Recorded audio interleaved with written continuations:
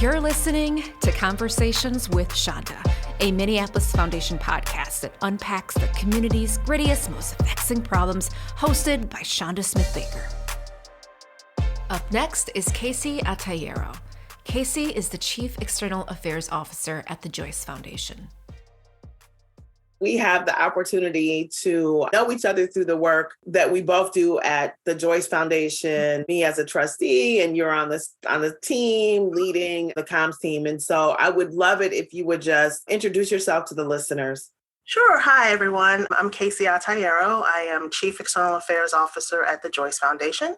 We are a Chicago-based foundation that supports public policy, research, education, and advocacy across 6 program areas. And we fund largely across the Great Lakes region. And so in my role as a Chief External Affairs Officer, I oversee the foundation's strategic communications, our journalism program, and our community grants fund. And the journalism program is relatively new. Yes, it's about a year old, yes. How did that evolve? Because that's a really interesting space to be in, particularly in the age of misinformation and many people looking at narrative change and the power of communications. Can you say a little bit about why you all moved into that space? Yeah, absolutely. Well, it initially started as just a recognition that the contraction of the news industry were just creating these huge gaps in coverage of our issue areas, particularly public policy, huge gaps in state house coverage. And, journalism is a key tool in interrogating the ideas and sort of kicking the tires on the things that we hope will be solutions to the problems that we're trying to address. And if you don't have, boots on the ground in newsrooms, in state houses, doing the reporting, you just aren't really able to get the same level of critical coverage of the issues. So it initially started as wanting to help repopulate, if you will, the reporting ranks across our region of people who do in-depth policy reporting. And then it really evolved to look at the broader issues of democracy and how, as you say, misinformation and disinformation is really affecting, how people engage or don't engage with their government, with their elected leaders, how they view democracy, and how particularly bad actors are weaponizing media to destabilize our systems. Have you been paying attention to what's happening with Twitter? Yes, I have, obsessively. Have you, do you think it's a car wreck. How do you stop looking at it? It's unreal. I have to put the phone down and it's so bizarre to watch Twitter unravel on Twitter. Right? It's a really interesting experience. But I will say this, and this may not age well, but I don't think it's going to go away. I don't think it will either, but I think this whole thing, right? Because when we talk about media and representation and freedom of speech, it gets very clunky. Yes. But representation does not. No. That's a really clear point of view for some of us. Yes. And particularly, there was a lot of conversation about the role of Black Twitter, right? And what happens if Twitter goes away. And Black Twitter is definitely a source of much joy. Entertainment, right? Right. Much entertainment, much joy to the community. But, Black Twitter was also how the story of Ferguson was told, right? And how the stories of a lot of issues of injustice have been and continue to be told. So there is a vital societal role in having that community have an outlet. And, not just within the US, but if you look broadly across the globe, Twitter has been a main communication tool for people who are fighting injustice, for dissidents, for people who are being persecuted by their governments all across the world. And if it goes away, that's going to be a real loss for people who are in the movement for justice. Yeah, fair point. Speaking of representation, we were communicating back and forth about the Columbia Journalism Review. They have a new research article out. How much press are you worth? Yes. So it's a model that lets you put in information about sort of who you are, your race, ethnicity, background, where you live, and then it'll give you a sense of if you were to go missing, essentially, what kind of coverage your local media outlet would give you. And I think I had 4 stories that I would get. What was the number that you got, Chanda? I got 14 because I'm a little bit older than you. So I guess.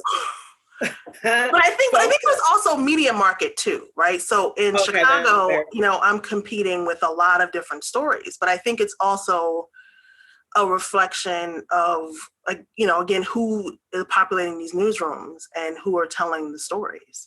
That's why diversity in newsrooms is so critical, because there's a reason why there is a bias towards the young white blonde woman who disappears, because of who typically makes the editorial decisions in newsrooms. Right. And so they, in fact, compare you to a young white woman in this tool.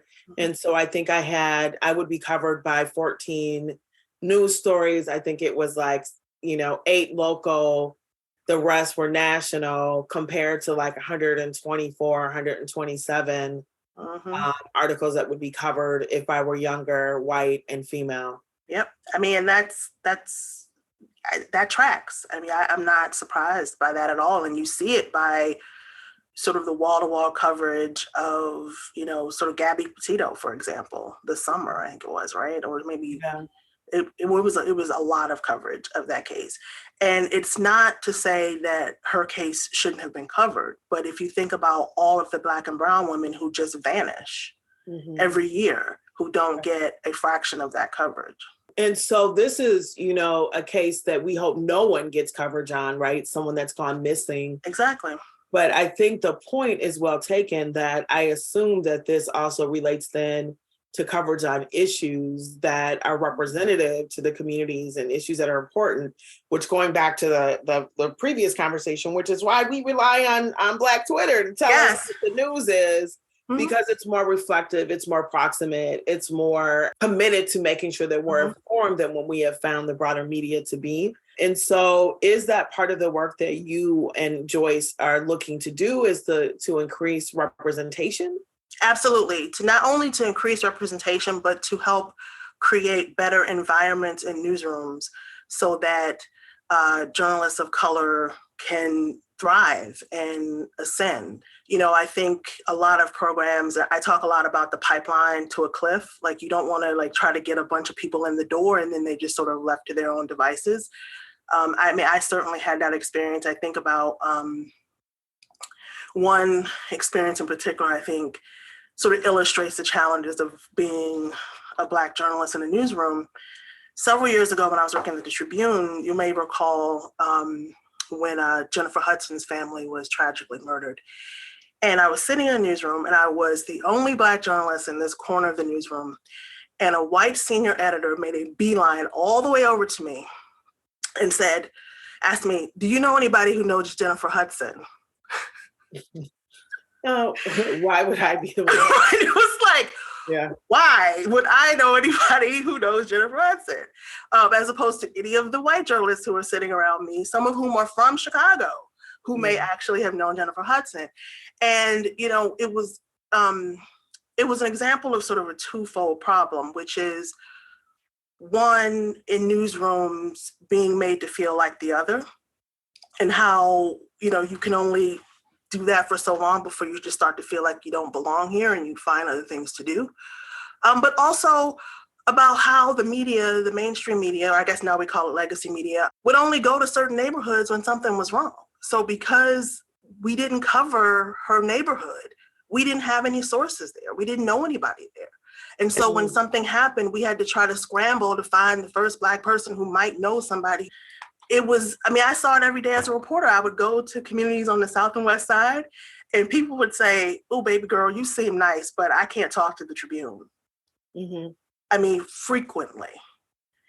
And I couldn't even be mad because I understood, because the only time we came is when there was something wrong and we didn't tell the stories of the complexity, right? And the positivity that was going on in these communities all the other times, right? It was only when there was some horrific thing that happened that we show up.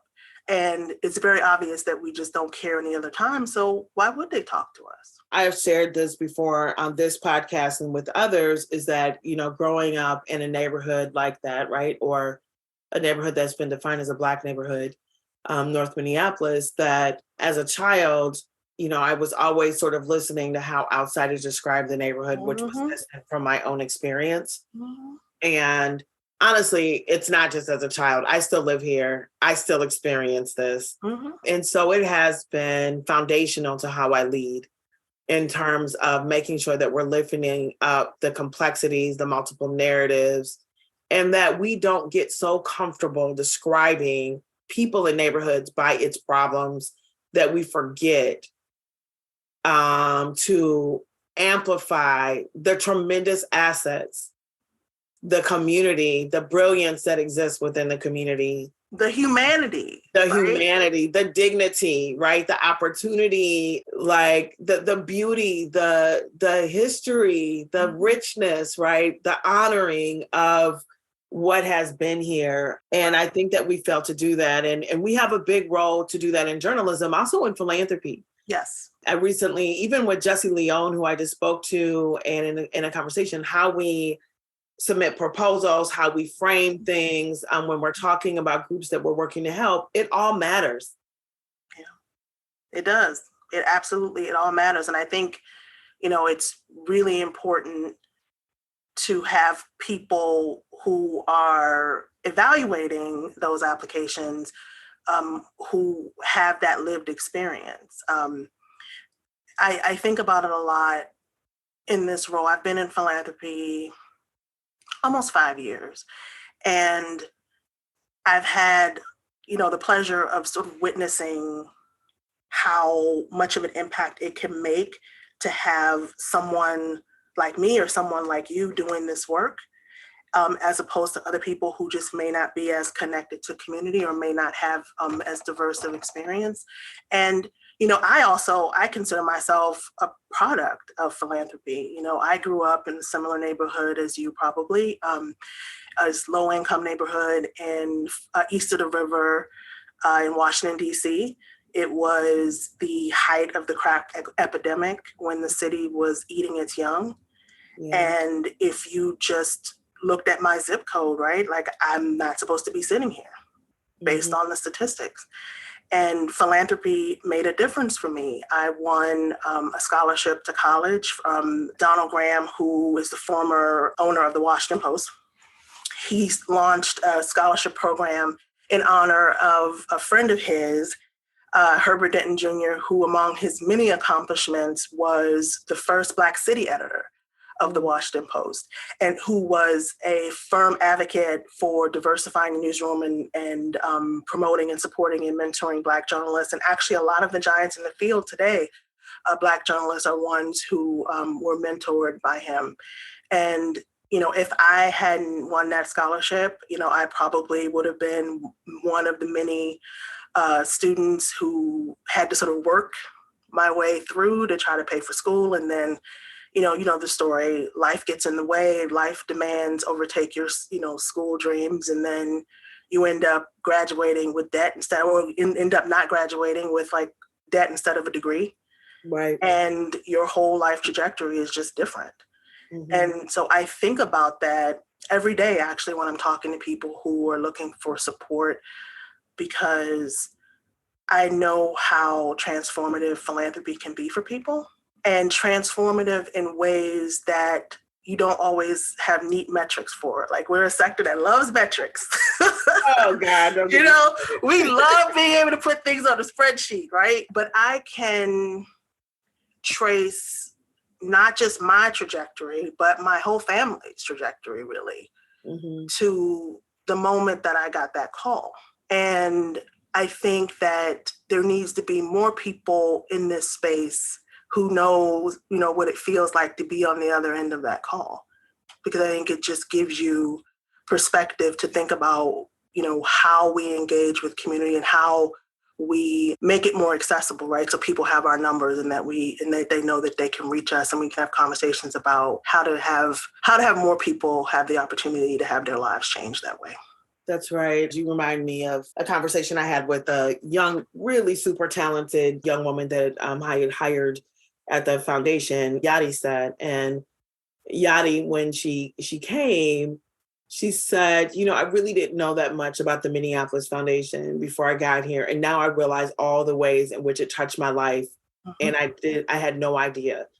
Right. So the investments we make in schools, the investments we make in neighborhoods, the small businesses that we might support through our intermediaries, to all of the other investments that we make around community. Yeah. And she's like, you've touched almost every level of my life and my family's life. And I just thought that was so beautiful. And we do that regardless. It's all the kids that come through those doors that some will benefit from some investments that a philanthropist or philanthropy has made.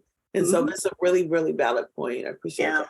So you also, last time we talked, I learned that you were an owner, a coach? Oh yeah, I was a part owner and general manager of a minor league basketball team, men's and women's. I'm a lifelong basketball fan, have no talent. So I wasn't a player, just was always a fan.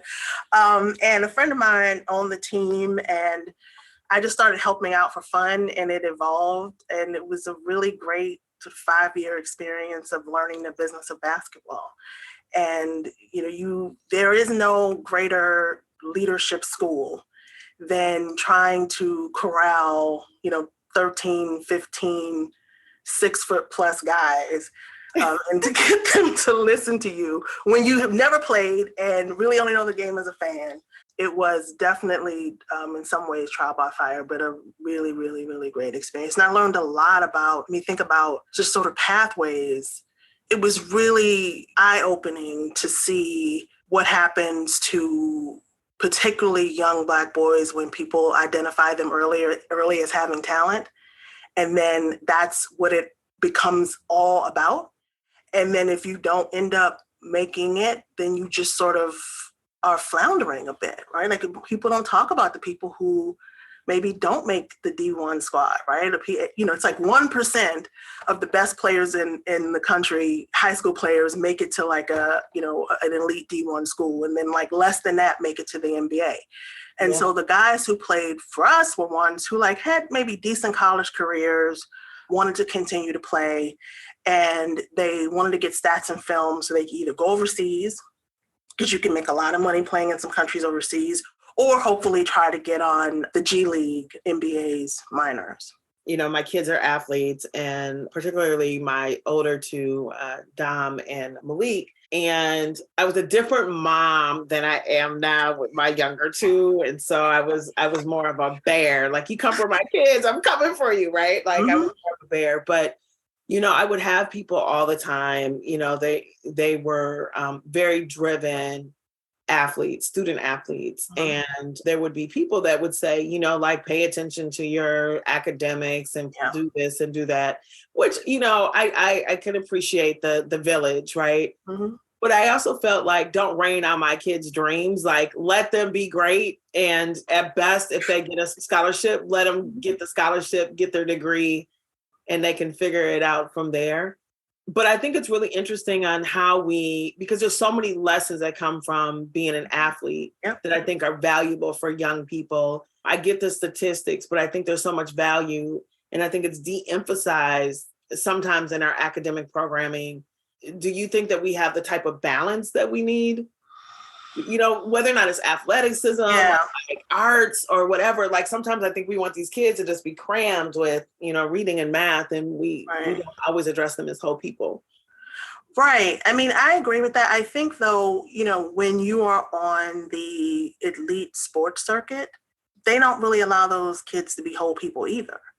Fair everything you do becomes about the game, right? And they identify you at 8 or 9 years old as having talent, and all of a sudden you get on the AAU circuit and you're playing year round, and you're playing with your school team, and you're now you can get a Nike scholarship. Right. Now you get a Nike scholarship, and and you're traveling, and you don't get to really be a whole human being. And I think that is why, if you don't end up making it, which most people don't, then they don't know who they are.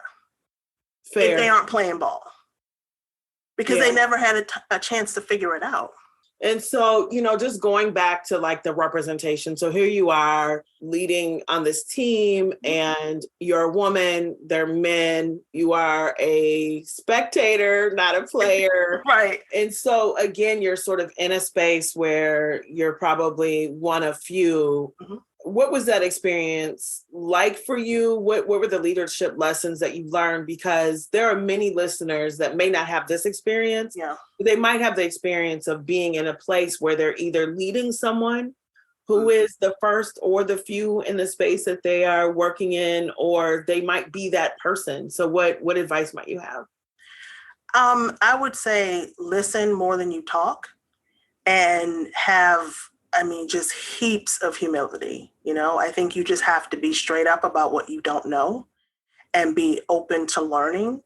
And I think if your team knows that you're in this to help them win, right? Like this is about me figuring out the best way to help you achieve your dreams, the best way to help you achieve your goals, then that's how you get buy-in. Right?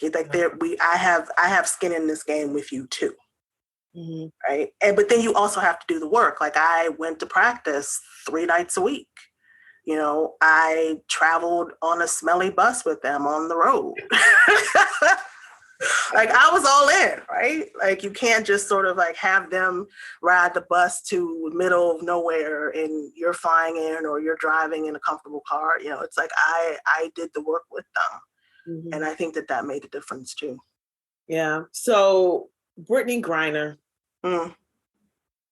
Yeah. That story makes me so sad. We had a women's team too, and a men's team and a women's team. And the women, also would go overseas and play. And, I think her case is really an example of the gross pay inequity. A player of her caliber shouldn't have to go overseas to supplement their income. The average NBA player makes, I think I saw the stats, like 44 times that of the average WNBA player. Now, there are definitely some revenue differences for sure. The NBA's annual revenue is in the billions and WNBA's annual revenue is in the millions. But there is certainly enough and should certainly be enough revenue to keep women from having to go overseas and play. Like on the off season or what? Well, it's so funny. Like some of them consider the WNBA to be their off season because they can make more money. They can make a lot more money, sometimes 4 or 5 times more. I think the top players in the WNBA make about 200, something like that. Right. And so, I don't know what Brittney was making in Russia, but I'm sure it was, they can make $1 million. Mm.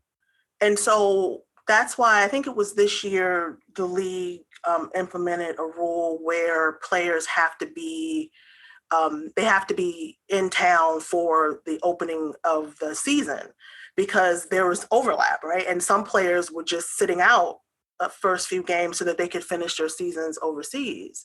And so it's one of those things where playing in the WNBA gets them sort of the notoriety and cachet to be able to, command the higher salaries overseas, but it's not really where they make their money.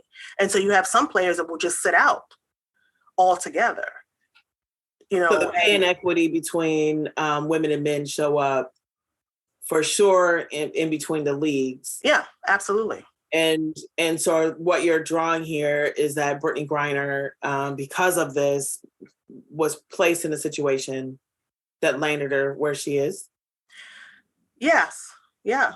If she had been able to make a comparable salary in the US, there would have been no need for her to play in Russia. At the fundamental level. At a fundamental level. Yeah.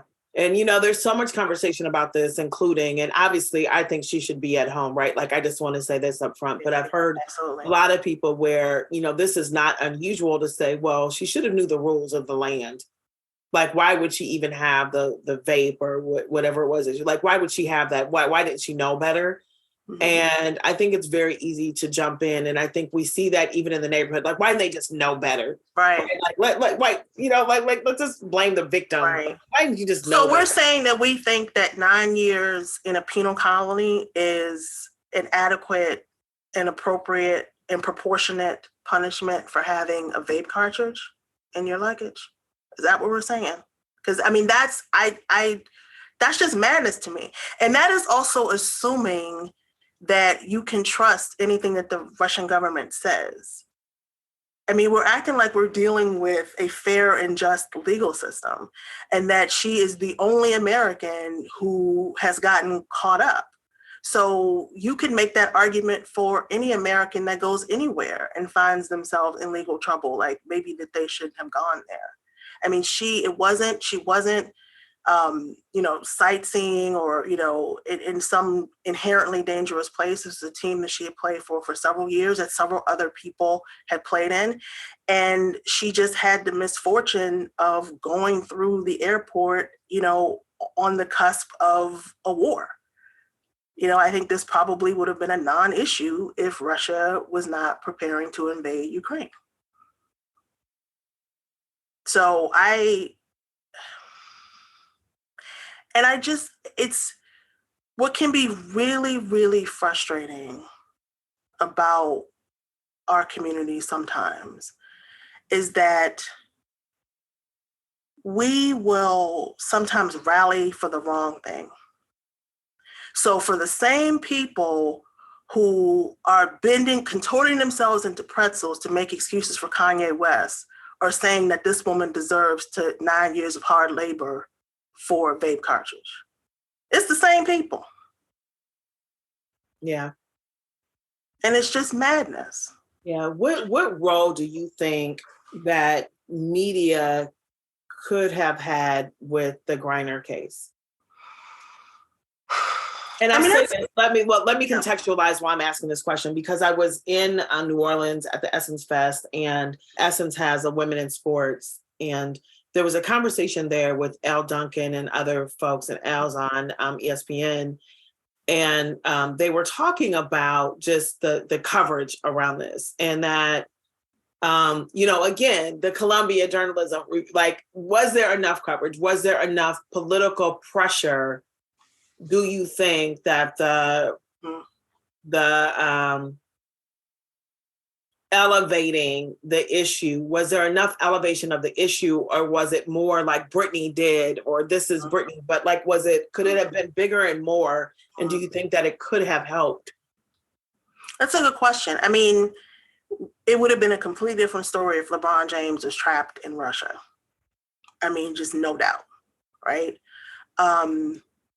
But I think because of the war and the tensions between Russia and the US, I actually don't think it would have helped. I mean, Britney is a valuable bargaining chip, unfortunately. Yeah. And the longer that this war goes on and the worse Russia fares in this war, the more challenging it is to negotiate to get her back.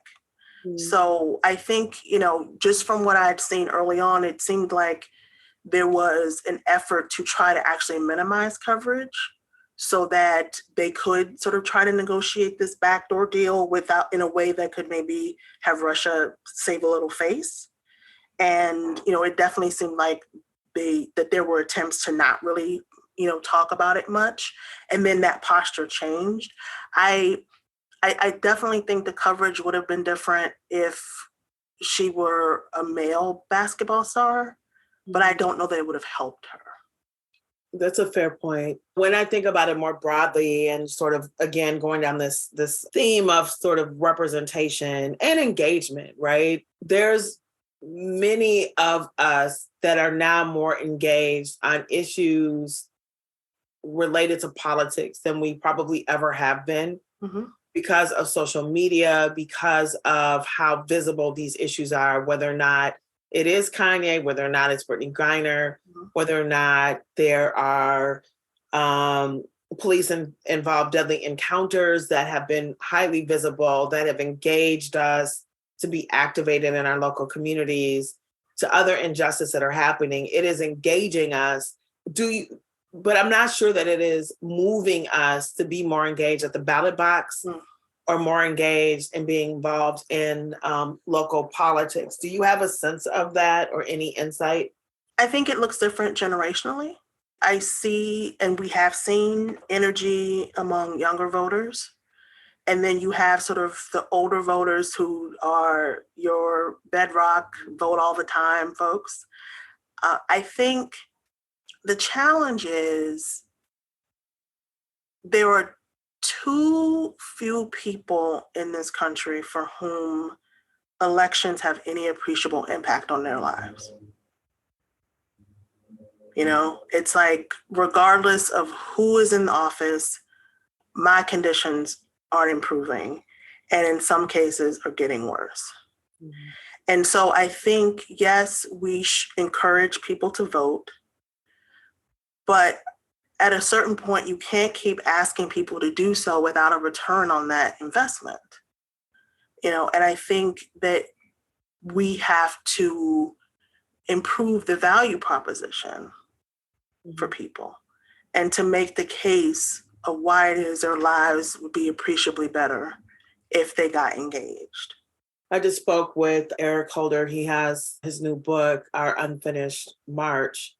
In our conversation, he had shared that the younger voting bloc, 19, I think it was, to 29, is the largest voting bloc now in our country. Mm-hmm. But predictably, like you said, it's the boomers that vote all the time. And so while it might be the largest, it has the least power because it's not actualizing that collective vote. Right. And so the ideas, the energy, the opportunity, and they're the most inclusive generation, right? They're the most welcoming to those that others have not been as welcoming to. And so there's a lot of opportunity if we can create that value proposition. What role do you think philanthropy can have in helping to create that value proposition? I think it comes from policies, really, like thinking about ways that we can use public policy to improve people's condition, and then make the argument for elected officials to support those policies. Mm-hmm. And draw a straight line as much as we can between what happens at the ballot box and what happens in your home. And I think that it really is about how can we seed more real solutions that people can feel. Mm-hmm. You know, so much of what is talked about broadly in politics just feels so disconnected from how everyday people live their lives, right? And so if we can think about ways to have more sound and just and fair policies that improve just sort of the broader condition, and then educate people on how those policies improve their condition, and then explain why it is then important for you to support X person or Y person. And that sort of, that gets outside of sort of what philanthropy should do in terms of like promoting individual candidates, but just making the case that, okay, here are the solutions, here are the things that can make a difference. And then so that is why you should vote for people who support these things. This is why you should show up, you know, for these things. And I think we can be that connective tissue for people. I think that that's really what's missing. Like, people just sort of don't get inherently the connections always between going to vote and what that means for my life. Yeah, I get that. Until you start getting older, and then you're like, I see. Right.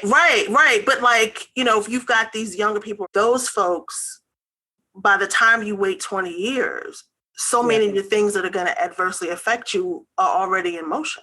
Yeah.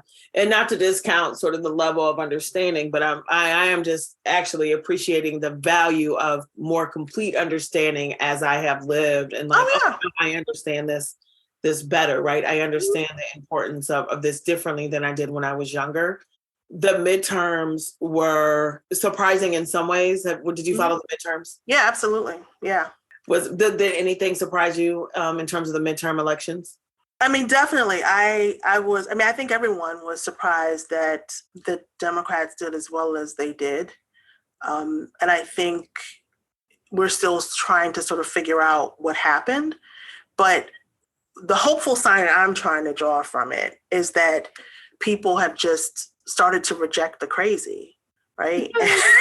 Reject the crazy. Right? They started to reject it.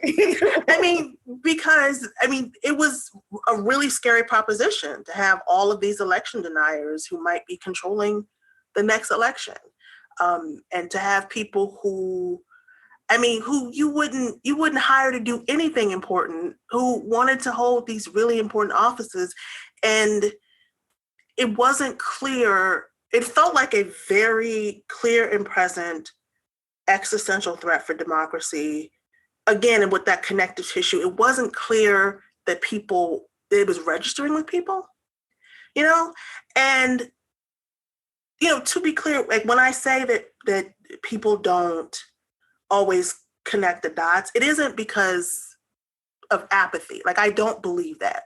But when, like I say all the time, that the debate about the fate of the republic is really the luxury of the comfortable, right? It is the luxury of people who have the free mental space because their mortgages are paid and their kids are fed and clothed, and they're not worried about how they're going to scrape together gas money. And so because of that, you then have all of these free space to debate all of these broader 30,000 foot issues. And so it's not that I think that people don't care, but like the very immediate survival needs, I think, just really consume a lot of folks. Yeah. And so because of that, and because, we were coming up on an election where people are hurting, right? Like at every point of sale, everything costs more. You can't find baby formula. You can't find baby formula, right? It's like, people have been through a lot. It's been a rough year for people and continues to be. And people are, nervous about sort of what that means for them and their families. And just given sort of historically how midterms typically go, right? It just seemed like all of the conditions were ripe for some of these crazies just to completely, slip in. Mm-hmm. And I hope, again, that this means that with all of the things competing for people's time and attention and concern, that the fundamental bedrock principles of our democracy are ones that across the divide, we all still believe in and want to protect. Absolutely, because this is not a partisan argument. This is about having people in elected roles that have the experience, the capability, the willingness to support all of the residents in their wards, in their electorate, right? Like to think broadly about how they can bring policies forward that support the advancement and the health of community. And to know that this is bigger than themselves. Yeah. Right? Like this is bigger than your Twitter war moment or your Fox News hit, right? Like this is bigger than that. And for people to sort of understand the weight of the work, we're at a point now, it's the number of times I heard that people note that so-and-so conceded. And it's like we had gotten to a point where it's now news, like real news, that someone has conceded with grace and humility and dignity and has, wished their opponent well.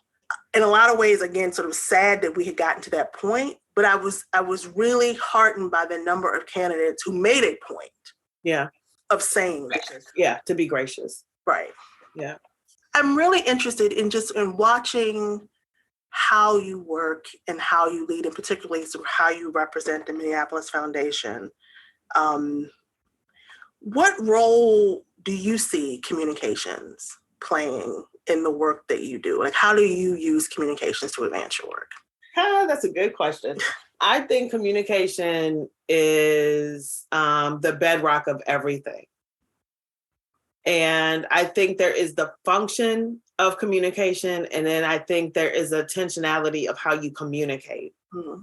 Right. And so I believe that how I show up every day and how I communicate shares with those within my listening, right, the value of the foundation and the work that we're doing. That the consistency between how I show up, how the work shows up, and how we're messaging is aligned. Mm. The communication strategy at the Minneapolis Foundation is inaccessible to some of our stakeholders that we are hoping to support, then we still have work to do. That we cannot forget to center our why on who we are here for, and the responsibility and understanding our role is to bridge many perspectives, right? At a community foundation, and even in my work that I led before, you have people that enter different doors, right? Like you might come in this community center door, or you might come in as a donor, you might come into this program, you might be another funder partner, you might be a government partner. You enter in different doors, and that's your point of view. The value of being in a community foundation and your communication is actually opening up the door for them to see someone else's point of view. Right. And that is a responsibility and an honor, right? It is a gift to be able to understand, right? To listen, to understand someone else's perspective, and an honor to carry it, to allow someone else to hear it and perhaps to expand their worldview. And I see that as the work of philanthropy, is an expanding worldview and points of view so that we can all move together, not with the same strategies, right? Not with the same beat, not with the same anything, but maybe with a shared expectation that we can all actually do well. We can all actually be healthy. We can all access, right? We can all actually access like healthcare. Mm-hmm. and live in homes that have heat, mm-hmm. that have food where we can feed our babies. Yes. Right. That we can age with dignity. Yes. We can travel our streets with the understanding that we'll be safe. I think there can be some guarantees. And I think the role of communications is evolving and should not be a place where you beat your own drum, but a place where you are amplifying the beat of others. Yes, absolutely. And it struck me when you talked about sort of how you show up, and, I definitely think the most important thing that you can do really to communicate your values is just to show up. Mm-hmm. Right? Like a lot of organizations spend a lot of time on press releases and flashy videos and things. It's like the most important thing you can do is just show up. Yeah. And have people see you and know you and get a sense of the work that you're doing and know that you really want to be a partner in the work. Like that is worth 10 press releases. Yeah, that's priceless. I do think that, like me personally, I think what I have tried to do as a person is to be as consistent as I can be. Mm-hmm. Right. And, I have shared this, like as extroverted as I look, I'm quite the opposite of that, which people can misread. Mm-hmm. And I've had a lot of self-awareness around that. And so I try to be consistent and as warm, as welcoming as I can be, mm-hmm. because I represent the organization that I work for, right? Like the Minneapolis Foundation, Pillsbury United, right? The boards I sit on. And that by me not be welcoming, they can translate that into the foundation is not for me. Absolutely. And so I have understood that in my leadership journey. And I understand that even in my business, right? Like today, like I'm dedicating a bunch of time to catch up on these emails, these direct messages, these text messages, like they come in all kinds of shapes and forms, right? And I'm flooded and I miss them. And I hope to goodness that the community, that sends those messages and trusts me to receive them, are sort of, charging it to my head and not my heart, because it's hard to balance everything. But I hold that really valuable and try to do my best to honor those requests, even if the answer is no, not now. Yeah. I think it's important that I understand where help is needed and do my best to figure out how to get help there. That's how I try to show up, is how do I help folks that have not had the opportunity generationally, have not had the opportunity in their leadership yet to navigate philanthropy formally. How do I help those people gain confidence? How do I help them translate what they're doing into philanthropy speak so that they can be successful, not just at the Minneapolis Foundation, but beyond? And so even if that $1,000 is not a lot of money, but they can put it on their website and say they got money from us as a way of validating their work and their brilliance and what they're doing in community, that's what I want to do. Does that get heavy? Heavy is a good word, but I think the heavy comes when we have moments like we saw in 2020. Yeah. With George Floyd being murdered, or heavy happens when I see the lives snuffed out in community.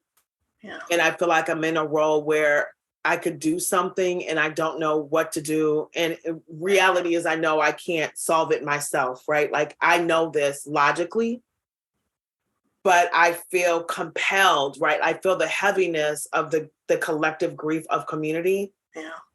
And I sit and I'm thinking whether or not I am doing enough. And then you have people saying, you're not doing enough, right? And it's like, well, okay, so could you be more concrete? Can you help a sister out? Because I'm actually struggling with the same idea of that, right? Right. So it gets heavy then. I think that on a day-to-day basis, I think I more internalize it to, I know that I can't meet all of the expectation, even if I want to, because time is limited and I'm human, right? Like there's only so much I can do in a day. I still have family responsibilities and I feel that, right? So I have to calibrate from overperformance and the expectations of others to setting the course and the rules and how I show up in a way that's comfortable to me and my leadership so that I don't lose track of myself. Right. It's hard though. Yeah. Does it get heavy for you? Oh my God. Yeah. I feel the lived experience I bring to this role, I look at as an asset, but it also feels like an assignment, right? Like it feels like I have the responsibility to bring with me all of the people who didn't get that call, right? And to be mindful of what it means to have someone like me doing the work that I do. Just wanting to make sure that I honor that. And sometimes it does feel like a lot sometimes when you're in a space, you're in a room where if you don't say it, nobody else is. Or if you don't do it, nobody else is. Well, okay. So, if we're going to go there, then you couple that with, and if I say it, then I got to deal with rationalizing, justifying the lived experience and the voices that I'm bringing with me. So you sit between you're holding, it's not even a bridge. Right. It's like what do you call, like, I don't know, where you're holding, I don't know. Right. Yeah. And so you have to select those moments. You have to be selective. You have to be selective, and you have to know what strategy to deploy and how you communicate. Yes. And you have to, for the sake of the bigger fight, know which battles are worth it and which aren't. So is that exhausting or what? Yeah, it can be sometimes, right? It can be sometimes. But then, I have moments when I have a Black or brown staff person who comes into my office and has a conversation with me that I know that they wouldn't be able to have with anybody else here. And they can walk away feeling seen and heard and validated and supported. And it reminds me of why I'm here, and it renews me. And it makes me feel like it mattered and matters that I continue to push. This is why representation matters. And I say it a lot. I remember I say Karen Kelly Arula's name a lot because she was in this role that I have now. It looked a little bit different, but she was in this role at the Minneapolis Foundation. And she also attended my church. And I remember coming up in the work and sort of understanding what she did, right? Just like kind of understanding what she did early on and thinking, man, I want to do something like that one day. I only could identify that I wanted to do something like that one day because there was someone that looked like me doing the thing. Yep. Right. I had someone that allowed me to aspire into a role because she was representing the role in community in a way that was accessible. And it looked like something that I wanted to do to make a difference. There were many other people doing that work, but I knew her as a Black woman doing that work. It matters, right? Like you can be what you can see, as they say, right? So it matters. It matters. And knowing that is what makes the fight worth it, right? Yeah, it fills your cup. Yeah, it fills your cup. I brought up the issue of exhaustion because the podcast I did with Jesse, he talked about code switching. Oh, yeah. And he was just like, it's exhausting. Like you come in the room and you're trying to figure out which way to go and how to say it or whatever, right? Like that's exhausting work. So that's why I brought it up, right? Is that I think that there are a lot of things that are really tough. And I think that there are lots of us trying to figure out how to navigate in these times that can be challenging. And then we also understand statistically from data, from experience, from what we are seeing, that there is still a crisis, right? Again, in Eric Holder's words of representation. Yep. Whether or not it's in the political sphere, whether or not it's in leadership, whether or not it's in governance on our boards, whether or not it's in some of our offices, there's still a crisis in representation at a time that we are trying to advance justice and equity, right? And when representation is there, I have seen places that have been very mindful and intentional about how to make sure that it's not just a diversity in the room, but it's representation in the room of the ideas and the experience. And those are not the same thing. No, because all skin folk ain't kinfolk. I mean, they're not. And the code switching thing is interesting because, I certainly, as any good communications professional would, I tailor my pitch to my audience. But, I'm me everywhere I go for better or worse, for better or worse. I mean, I'm pretty doggone consistent. Like, what you get. This is kind of what you get. Yeah, there's not a whole lot of secrets. And what I don't say, I pretty much show on my face. Oh my gosh, my face tells all my business. Yeah, you're going to pretty much get a clue. Mm-hmm. And if I don't say nothing, don't push it. Right. If I don't say anything, just say thank you. Yeah, you don't need me to be quiet for about a good 24 hours. Just leave me be.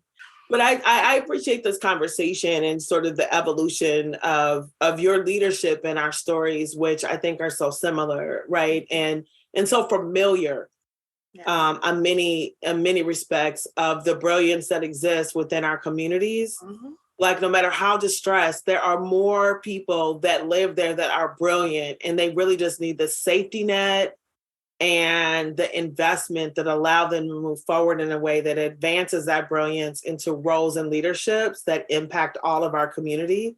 And that's what the work is. That's what the work is. That is exactly what the work is. Like, we are not the exceptions, right?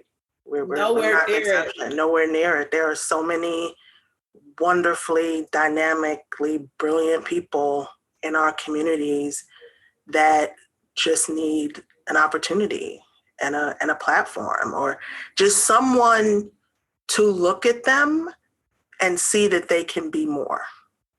Right on. I said this before. My mom said some of the most brilliant people are sitting in jail across our country. And it's not because they weren't smart. It was because they were dealt a hand. Some of them just dealt a hand and they slipped through the cracks. Mm-hmm. Absolutely. But don't think you're smarter. No, don't think you're smarter. Don't think you're better. You probably are just luckier. Right. You know, you just got lucky. It's like, yeah. I mean, I think about that a lot, you know, just in my own neighborhood. I mean, I wasn't the only smart kid. I certainly wasn't the only talented kid. I just happened to get a scholarship. That was the difference. Before we close in the season of Thanksgiving, you know, would you share something that you're hopeful for or thankful for? I'm thankful to have the opportunity to be somebody else's opportunity. And I'm thankful for that and grateful for it, and grateful to all the people who saw something in me, and for all of the people like you who support me and support my leadership and give me just that little bit more boost, right? To kind of, you know, say what I believe with my chest, right? You know, it matters. It matters. So I'm thankful for you and thankful that we were able to have this conversation. Thank you, Kayce. And that's Kayce Ataiyero and our host, Chanda Smith-Baker. If you enjoy this show and want to learn more about what we do here at the Minneapolis Foundation, please visit us online at minneapolisfoundation.org. Thanks for listening to Conversations with Chanda.